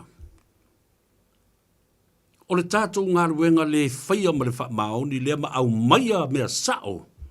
O i e pa ngā tia ai le whaamaoni. Ma upu moni. Le ale mea leo na tā ua le whaamaoni o upu moni e tustusia ma tala e whaasalau. When the truth suffers, a pa ngā tia loa. Le pepelo tala e momoli. People suffer too. E pa ngā tia foi. Ma whaina tangata. I say, because people need the truth and not fake news, misinformation and disinformation. E mana o mia e tangata. Le whaamaoni ma le sao o tala e lipotia ma tūsia. Awa a whai e safa le ami o tonu ma le whaamaoni, e safa fo i tangata. Le ala ta utole me, e le tā ua le mea lina. The truth O le wha maoni o tala i e tusia. Save lives. The truth save lives. O le wha maoni, ma le talamoni, e wha sa wina ai le soifua maola o tangata. O ina e whai ai whai unga te tau, ma whai unga le lei i mawhau whaunga o tangata, ma lo lātou loto. E wha maoni le upu lena mai, mo stala la mua, mo stala ma whati ta inga lata mai. Wa sau nei le tala le wā ai tau. Wha mai e ale lapta inga le wā ai tau. O le tā, o le ono i le aso atai au. I le wawe au atai au. Wha mole mole, a mata atu nei ona si tia a inga o lo iai i no whaanga maula lalo. Lata lata i le tala whatai. E iai le tsunami e oso tai au. Tala sa o ale na, po o le toi 5 minute le ono le tai au, tupu ni whara vilapi. Ai amata nei ona si tia i no whaanga maululunga, wha mole a inga uma le tala whatai. Ai o mai leisi au ali i e feita. I wawa i a nganga le anga ia, o meo ti apolo. E le alo lofa i le atunu. Ona o le minsta la, o le minsta, o le malo fau leo o tulai mai. O mai loa, e mai le tala. O na o masalo salonga mea nau au mai. Le aise mea whape na e tupu. Ioe, e le aise tsunami, le aise ngalulolo, le aise mea tupu. O lea whato a matou fo i mai a paima la whai. O matou siaki atu le mea. A o lea wa umana mai le lapta inga. Au mai ma le wha maoni. Lama tia le soifua. I le toi 5 minute le ono. Wau tau se sila. E iai lava tangata. O le a musui a whapea. E wha longo o le tala muri muri le na o mai nei. Ese mai le lapta inga. Ale ofisa o le vai. O le vai ai tau. Nale me tupu. E o tangata e wha longo i le tala moni. Na au mai le sos whatutua ina le malo. Mo le saunga le mua tangata. E o iuta. Au tangata la ia na whalongolongo nei i me pepelo la uli ia na au mai nei. Whasala vei ai le se seo whamtalanga e whai le atunu. O tangata na e a whaina lo lātou soifua ma le ola. I le tā o le 5. Toi 5 minute le ono.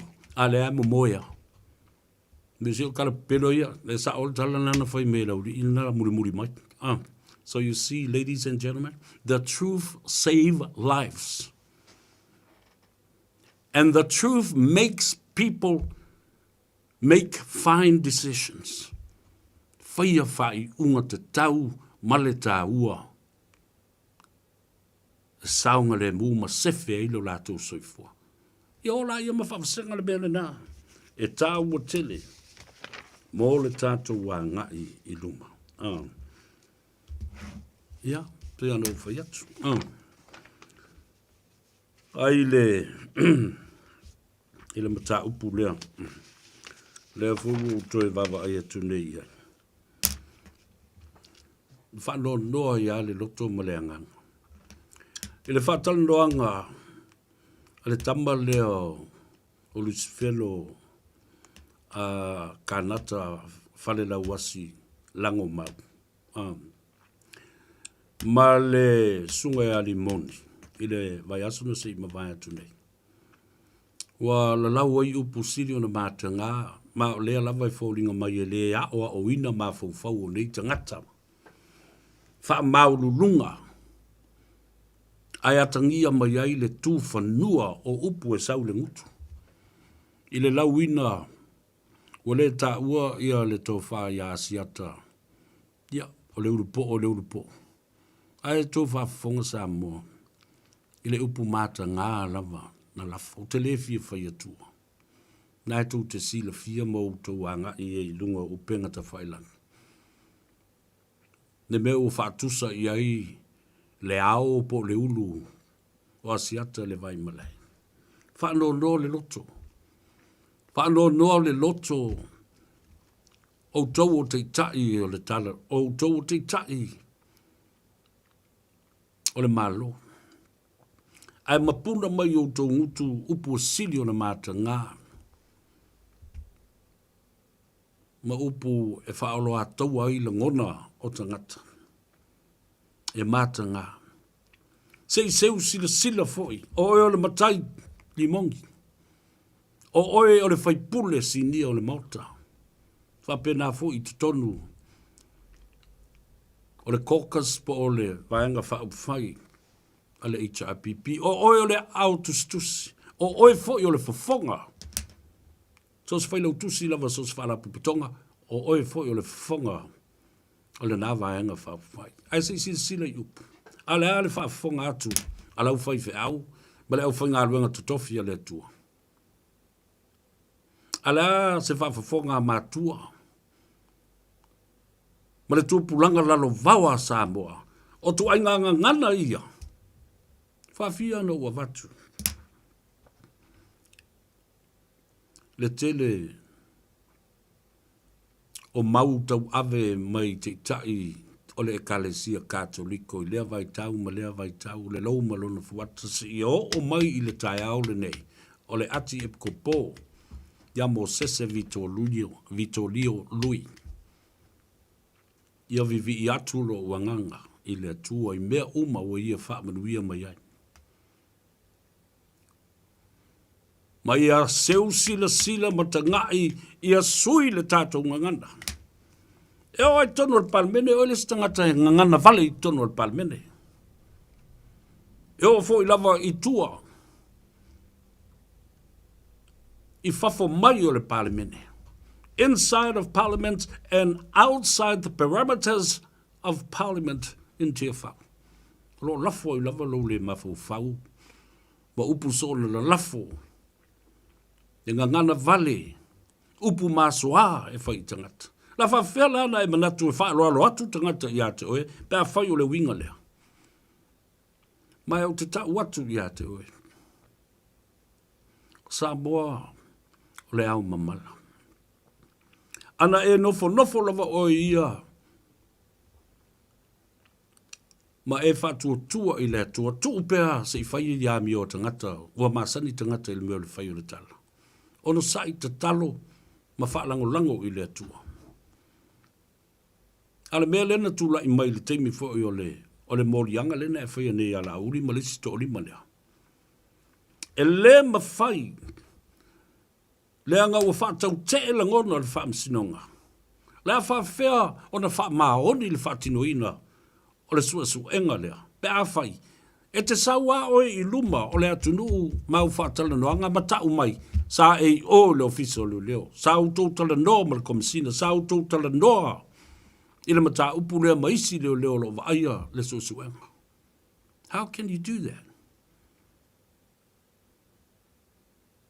That is a disgrace and also a conflict of interest.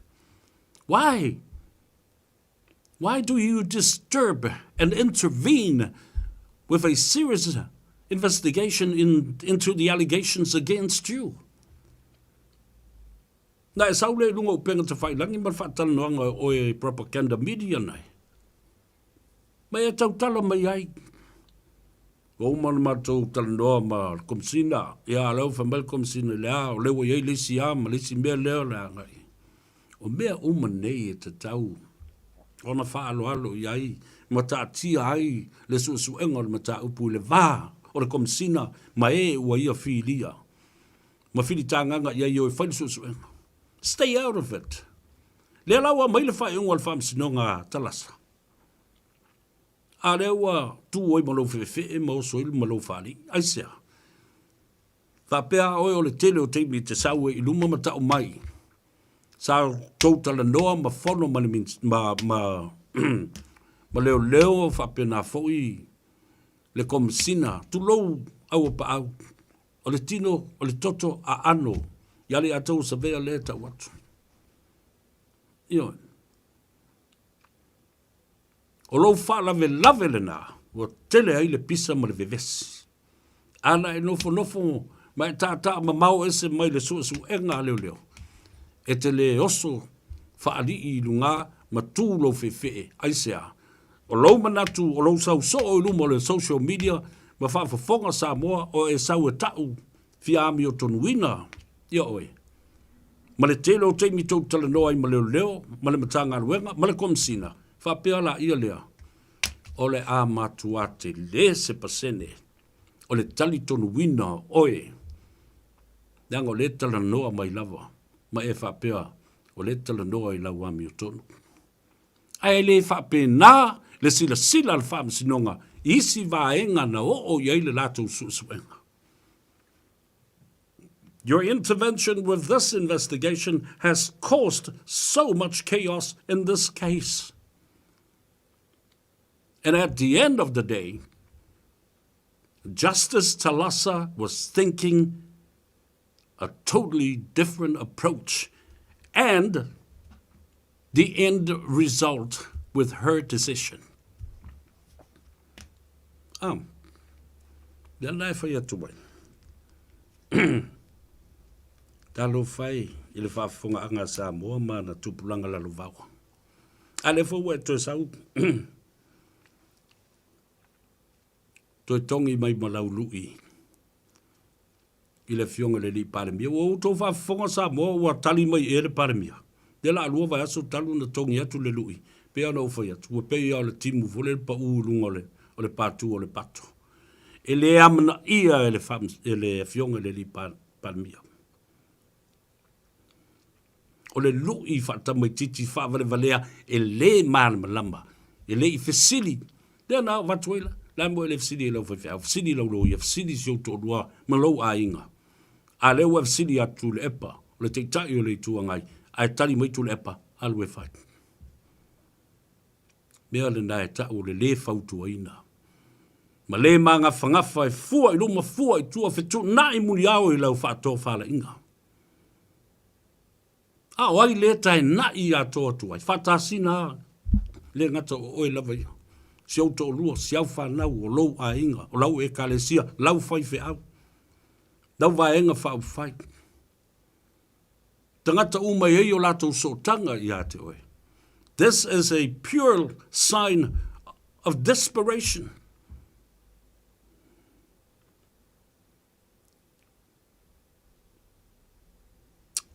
It's crazy. Tal sa o talan na. Ale. Lau whenga luenga le tua le tapua i atu. Ale, o isi toi whaatautonga i o la toi whai. Toi mawhau i le tala na whai e Vito Lio Lui Moses. Sui le ngana. Sui le ngana, whatei tai i to ina. Manisi e te loa e anga i atua ile whasosuani i a te oe. E sui le ngana. Ioi, mai o le ala fo le naya. O lo ta mala i pea ma wha lo ina lau whautanga ma lau whaatofala inga. Ona wātangia mai ai. O lau lui le whaatautonga malauli. O se mea matanga tele. You have placed yourself as the major suspect in this case. Nobody else. It's just you. You keep on talking about it, and bringing it up all the time. So what do you think? The public perception is now the onus is on you. Why don't you leave it alone? Wala tele o lutal noa, wala telefon na o tele noa i o tangata. Wha oso tua o e tangata e tele noa le matau, mai oso, ma te kakia. Ala mela e tau na whai. Ewa pema. Tā tia o lo iai tu la fono. Tā tia e se tai au, tale toi fia tali atu fo i nā matau puia. Ale la wai toi alu, ave le apili ni matau pu lea ai te le apili mo le toa lima atoa ua na o la uli o lo ave e lau apili ma lau whasea. Al nai te sila fia le lei wa uma fo i ma le teimi sa tau na whaatanga e whaatino le apili lea. Why just la uli alone? You singled out the Prime Minister. Au le afia uma isi vaenga i ele. I lau apil. E matau tia. E matau tia lafa. Your appeal against Judge Talasa Ator's decision is your own constitutional right. But it shows no common sense at all.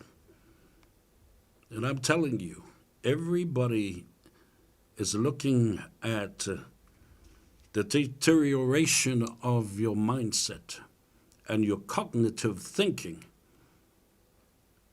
is in decline. Ia manatua o Samoa o lea mamala. Laka pi Samoa. Ua loa atu nei. Ala sa nonga nal palmia. Loa atu nei o tou. E wa manunu wai le to au. Talo fai da uso sioeli. To lo swafa soalo te le whaunga ina le ngai whatasina ai le tātou nu uma le tātou a inga ma le tu malo. Le siapo lau tele a wā le ta whai whao sala masina. So alo malona manawa e tu tupu ai tupu o le atunu. So alo malona atali I Samoa na ngalo na usu maua le manu a sa ngā lala. Usu maua se lani ngatou. Le tuia ana ma le ngafa le nale, le ngato ai tele ma le vai ta masoali. Le ainga sa tunu ma whono le nale.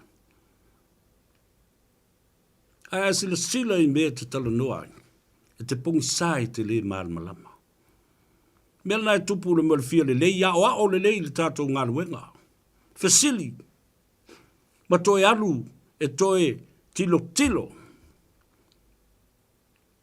Ma fau I upu nai te se ona lafo I tama whanau o Samoa. Whe mai ua mangoni le awali ia. Tama whanau o Samoa, ona ua uru fale ma ta alo le manu Samoa. Ua silsila I le mata ngao na upu. Le ua tala noa atu so alo ia te oe. Alu e whato ese I tama ia. Nā lana manongi le aua manu Samoa. Le aua le atunu.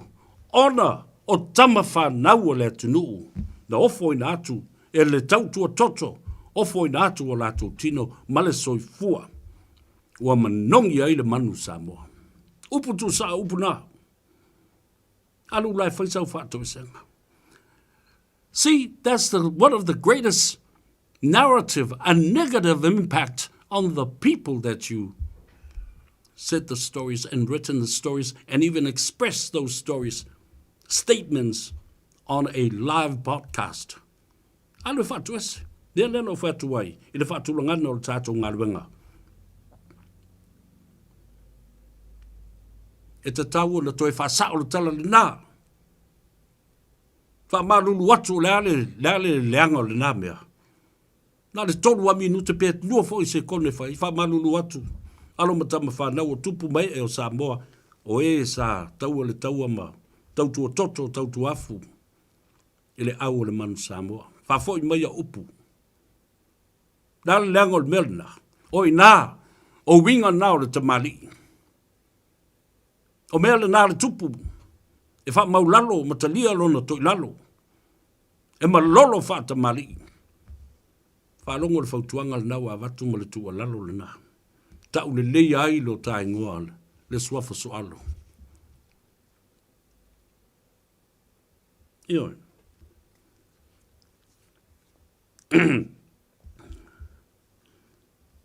E lei manongi le manu Samoa. E lei manongi tamata alo no le manu Samoa. Na manongi le manu Samoa. Ona o tama ma la lato tautua. E lei tei si mawalunga. Ma tō le tumutumu le lalolangi. Ma iai lunga le whawhanua le lalolangi. Le manu Samoa. Na mafua o tama whanau ia. Na lalango iai ma tū iai o lātou tautu au.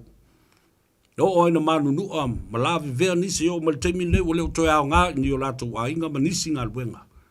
O whea wa I matau ave pēa Manu ana le tula i mai le whatutua le tua Samoa o tasi e le whaia se polokalame o le insurance e tawa tongi ni tupe i tamanei na manua. Ma whai o lato insurance. Whai se au ngā o le malo ia i e tau wala atu. I le mea na tau tua ai mo le atunu. Mai tangata matua se yo ai le pepe whatu a whanau an nafi.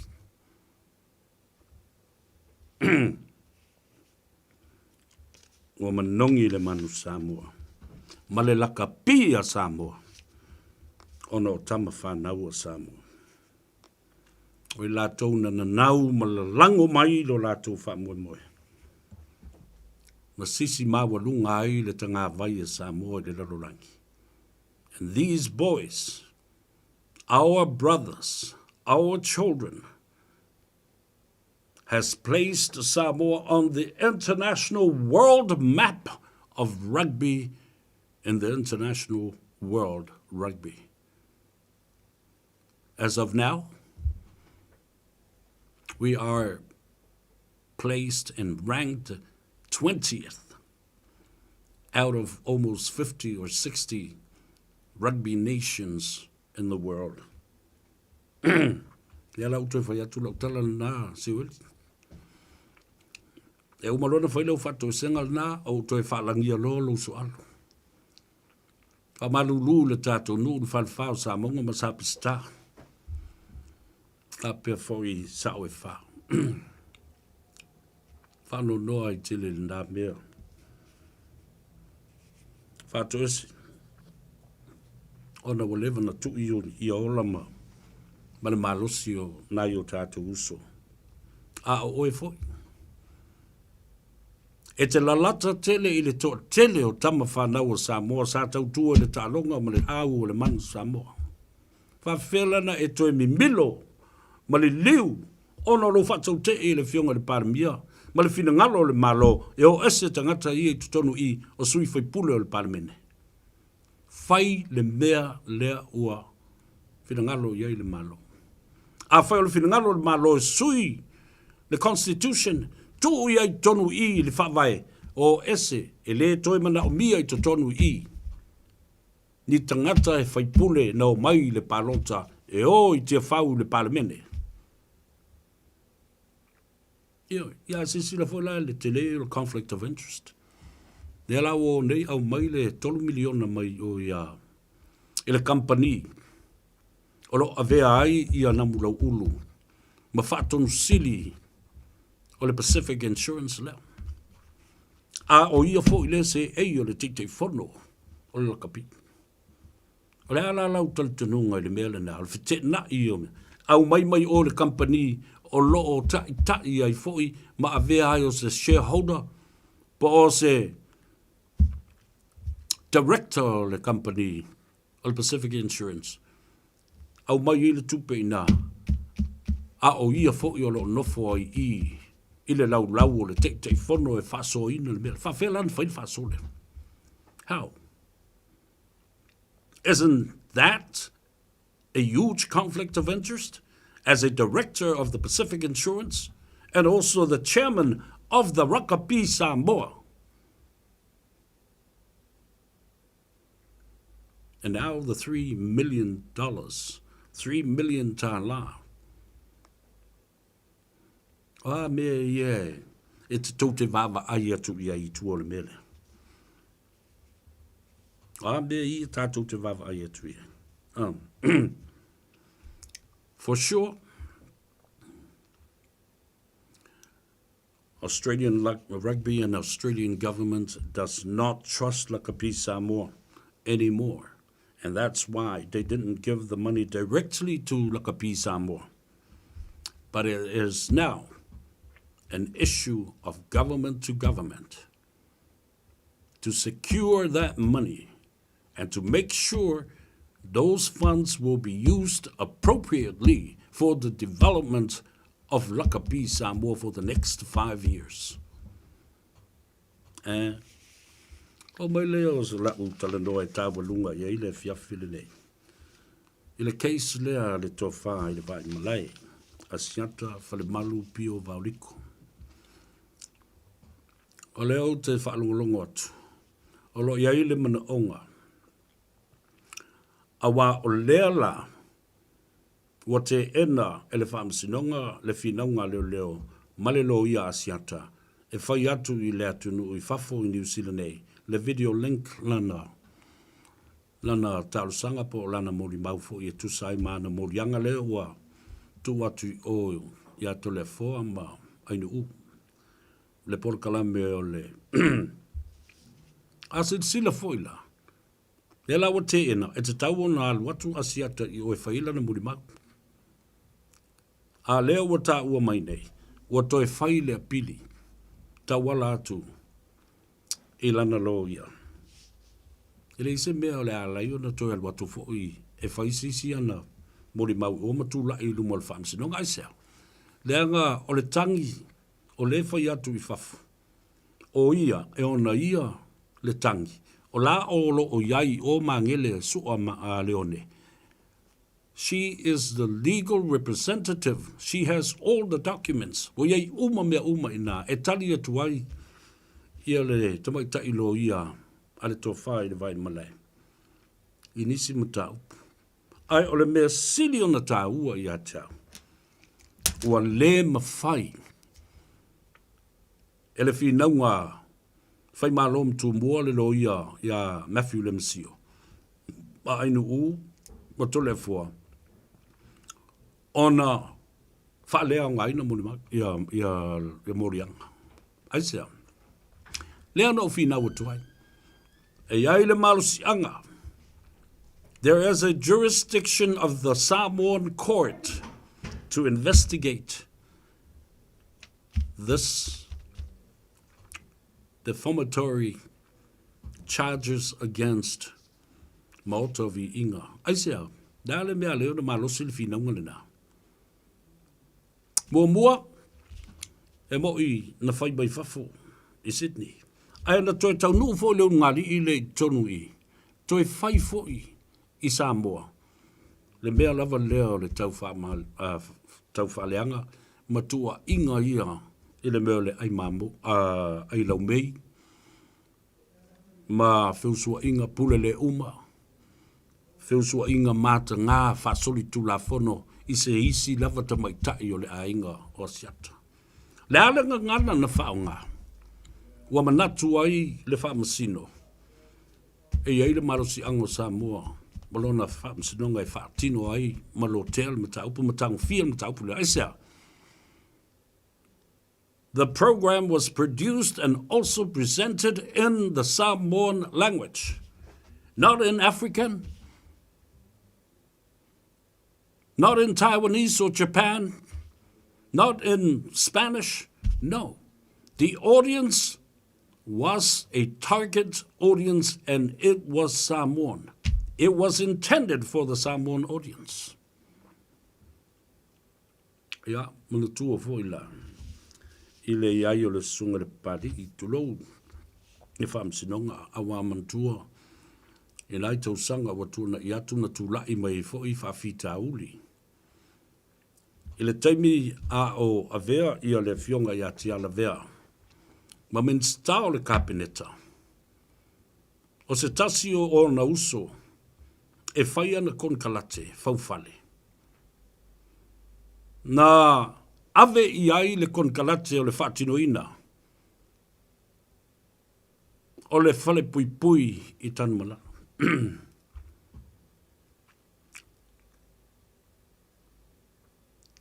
Nal men tulai mai.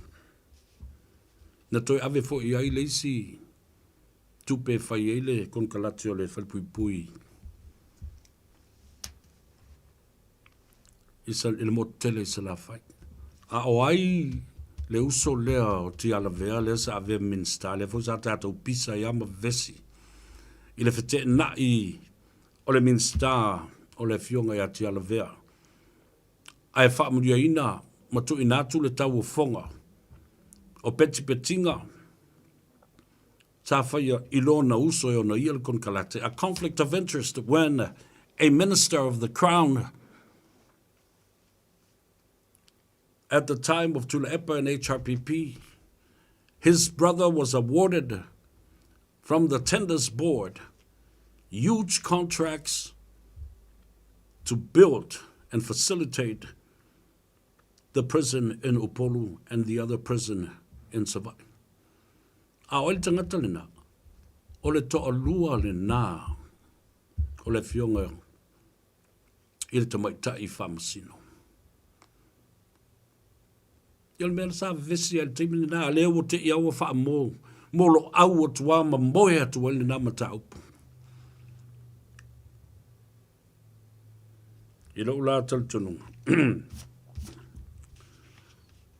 I le tā ua tele o le iai o sisi whamasino na te taua veina le mata upula nei. Leanga na langa mai o ele tō whai le vai malai le dawai tau le mata upula na. Aina o langa i nā tu fo i e whamanatu le atunu, the conflict of interest because of the close relationship between the minister of the crown at the time, his brother that was awarded the contract for both prisons in Savai and in Upolu. Ioi, e tele fete na inga o mawhauwhonga malele sanga tonu ai o le fesilia le atunu, whawhea na whaini mea. Ai fo isi tau whonga sa whaia, manisi fo i tangata sa lātou tau wofu la vai mene. Nisi fo i la mera mta upu tā ua lava lea. I le lau pea o le ai lau mei ma le pule le uma ma whiusua inga māta ngā ma le whaasoli tu la whono tu lau sa mo le upu e tō ia ta ue leo ngāli i le nā o asiata. Lea la o iei kilipi lo wha mao ni ai pea la whonga na whaia matua inga leo ngāli i le nā. A lea ua momoli mai a teo. Le wha mao ninga ua maea wa le na lui mai o alu la asiata e whaisa na DNA. Le lawa uma nei na whaile DNA. E au mai, e le wha maunia. Ia rau whatu asiata, alu ma ave lau. Send le test le nā, ma le whai unga le test le nā i o i lau lo ia. A wā o i e matua sa mala i upu mata ngā. Ua whasi o tia aile, tamali anga, le a inga, le kalesia, o matua, o uso matua whawhine, o whanau, o i uma, le nuku. Mali tumalo. Le wamai, e negative. E se ale, le tō rua o le hafo o le nise o asiata. E se le DNA o asiata, e se le DNA o tamuti. E hawa koe, asiata, aluma avea o mea i sama. Whai pēla ua pili le nā. Dei se mea lai malanga i fua e whai atu lau mori ma o e o na iele tan. Ia le nā. La o ngofonge ma keke vai. Ai se a. Au mai tu o inga mata ngā i rumo le atu nuu. Wha ngā ino le ngana le atu nuu. Wha fofonga i aile lalo langi o Samoa atoa. Alewa mai le whamania. O tau umala nai, tau te pepese le DNA o ai fo i asiata. Ia, no nofo ma whātalitari le lei i ai, i le teimi e ua tua i le furu a u. Ia ma le au, kengi le au ai muri moa le vesi e nei. Ono sa ia. E leo ngi mea ngā oka e le malo, o mea ngā oka, e le au whai pisingisi ma le au whai oloa. Alo whamai le tua vai lua tusa su tātou manuia, a matango le nei fo i vai aso, o le sunga a sau, seu si whanua, o le a sui tulanga i le foe, ia, ma sui fo i le sema, a le a ma savali valin ba ua ia, ma le tō wha, a seu manu whaftai, seu manu, i le lango fo i le tātou proklame, ta mamtina ma tutua, alofa tele mo o tau, ia manuia tele ma lo longa, o le nei fo ia fiafi o tali ngā sua, whapea fo i osi ngā taulanga, whai ngā tāpua inga i le tua e whano no manu ai, ia i se teimi whata oto fo i tō whanga, ia malu tō whanga māle wha i fo i le lofa mleanga le lei o le tua i le asua tai, au fōringa i le tua, fosia le whau o malo, ma moli la palapa, ma le whaftai i le tua. Ia, a whea tule le au whinga lunga tutofi, whaftai whano no manu. Ia, e ngata lea, ia manuia o tau Faiva pa ia, a wā Samoa marana whaafonga mai. Le pa ia mawalunga, o tai whale malo o le atunu. Mai o na au se yo o yo nei, mai se lau whionga le malu le malo, male whale tua, le lau masiofo, le whionga le whamusi, nia whapea fo i, lau whionga le li parimia, male whale tua, mai se sui parimia, ia, min sta o le kapeneta, lau whionga le whongoftalai, male sui whongoftalai, whapea fo i, Minister o le kapeneta. Sui minister, sui usfono o le palemene mamalu o Samoa, o le aso a tai au suia le fono. Mai tele lama ta upu o le a fatino tai au, o le a whapena o na manatu ai o le a whai ai, po le a whatauto ai, ia pe whatalifone whatautonga se ia mai a. Le ua whaulufale ia le tangi fo ia taiseu o li. A o whaafonga mai lau, o whionga taiseu o li, ma le whaltua, ia, mo le atu o lau whaanga, ma whaamrianga fo i mai ali a taua savea. Tele la mea o le a whai tai au e whaavanga ilu na fo o sa whata, i taua atu i le tū la i atu o le whionga, i le tama le whale i atu ia, pai le toa, ia, o nalo, ia lea o le tali eina i le whionga le whongoftelai, ua awa noa, le na fo sa fata mo le whainga pānota le titi. Ia ona whaafasenga mai fo i lea po le ale teimi, a le ale aso, le anga i ai. Ina ia whaatulanga mai se aso e whai ai i le whainga pānota le titi le na. Ai, ta whata lua ia to tō tau loto. Wa ia to e whaafo i le mamalu o lo tau I tu malo I tu tono le mauta fono ma le paramene ta wala mai I le whionga ia tu ia. Wa tele ina vavesi ono o penga ta whailangi ma le a ia valea tu fua le 10 miliona a leo o umana whailo mai tu ia. O lo o malutia ma saunga le mula o tu tupe. Ia. Foi mai se tala. Ai sa vai le ola.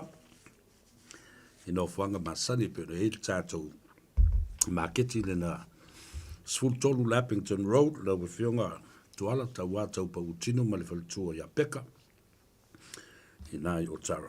Anga iai, ia whapea fwoi luas ma le loa Templeton Place na antanu watu le lanto utan le la Nive Maria ma le tamaitai o Maritan. Ia mese fwoi le tātou Island Food I Mangele le I Avondale ia whapea fo I ma le tātou Tassi Market I Mangele. Ia ma le tātou Grand Market mo o tau I le tūlangi I Sifo. Ma mangalo se leo le wauna tātou whino I le aso a tai au. Whao mau na Gagaifo Faiva. Those were the stories about our people today. Alofa tele mo oe, malunga lo penga te whailangi. Soifua mai e manuia. O le Casa Beds and Appliances, o le tali o